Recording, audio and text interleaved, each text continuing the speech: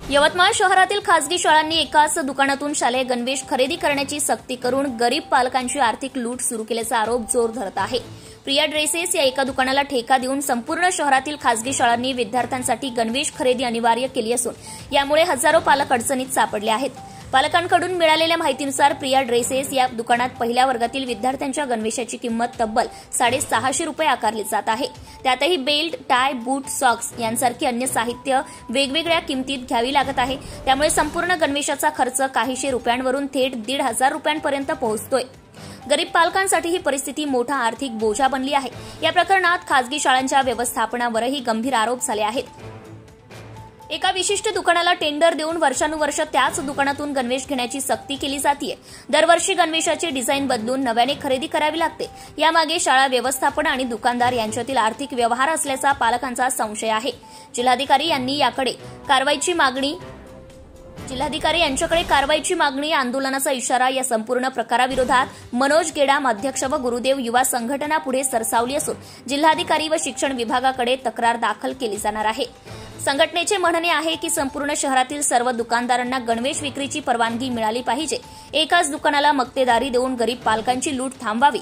जर प्रशासनाने वेळेत कारवाई केली नाही तर पालकांना घेऊन रस्त्यावर उतरून आंदोलन करण्यात येईल असा इशारा संघटनेकडून देण्यात आला आहे। जय गुरुदेव।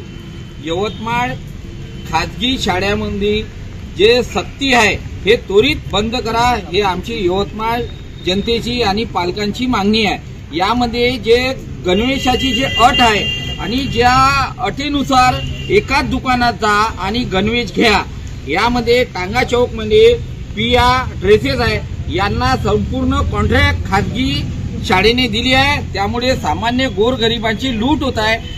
मी आज तिथे सिक ऑपरेशन केलं, त्यामध्ये पहिल्या वर्गाच्या लेकराला 650 रुपयाचा ड्रेस दिला जाते। त्यांना विचारलं तर एवढे मोठे पैसे कायचे आहे, त्यांना पक्क बिल मागितलं तर बिल द्यायला तयार नाही। आणि त्यामध्ये टाई वेगळी घ्या, जुता वेगळा घ्या व इतर जे मुलाचे जे साहित्य राहते गणवेशाचे ते वेगळे वेगळे पैसे मोजून द्यावं लागत आहे। आणि ह्या दुकानामध्ये लूट सुरू आहे आणि यावर कोणाचे नियंत्रण नाही। आणि तसेच जे बुक आहे, पुस्तक आहे, याच दुकानातून घ्या म्हणून खाजगी शाळेतून पालकांना चिठ्ठी दिल्या जाते। आता एवढी मोठी लाखो रुपये फी घेऊनही याच्यातही कमिशन खाते का खाजगी शाळा, या माझा मोठा प्रश्न आहे। यवतमाळ शहरातले सामान्य गोरगरीब लोक आहे, कसे तरी जे कोणता मराठी मीडियम आणि शाळेमध्ये सुविधा मिळत नाही, आपले लेकरं चांगले शिकावं म्हणून खाजगी शाळेत टाकते, परंतु त्यांना हे जे शाळेवाल्यांची जी लूट आहे, त्यांची फी झालं, या अजून याच्यातही त्यांना कमिशन लागत असेल तर त्यांनी आव्हान करण्यात यावे। आणि संपूर्ण यवतमाळ शहरामध्ये एवढे मोठे दुकान आहे, एकाच दुकानाला का कॉन्ट्रॅक्ट दिला, हे आमचा यवतमाळ शहरवासियांचा प्रश्न आहे। आणि असे त्यांनी स्थानिक असे दुकानं ठेवले आहे का याच्यात इथं पुस्तकं घ्यायला द्या, याच्यात इथं बुक घ्यायला द्या, याच्यात इथं गणवेश घ्यायला द्या। त्यामुळे लेकराची गैरसोय होत आहे आणि त्यांच्या पालकाची गैरसोय होत आहे। आणि प्रिया ड्रेसेस यांचं आम्ही या सिक ऑपरेशन केलं, यामध्ये त्यांची भाषा आली, त्यांना आम्ही म्हटलं का ह्या ड्रेस गंदा आहे, तो पाण्याने भिजून आला, घेत असेल तर घे, नाही तर जा दुसऱ्या दुकानात, पण तो दुसऱ्या दुकानात ते गणवेश मिळत नाही। यासाठी त्वरित याची चौकशी माननीय जिल्हाधिकारी पालकमंत्री महोदयांनी करण्यात यावे आणि संपूर्ण दुकानं मोकळ्या करण्यात यावे।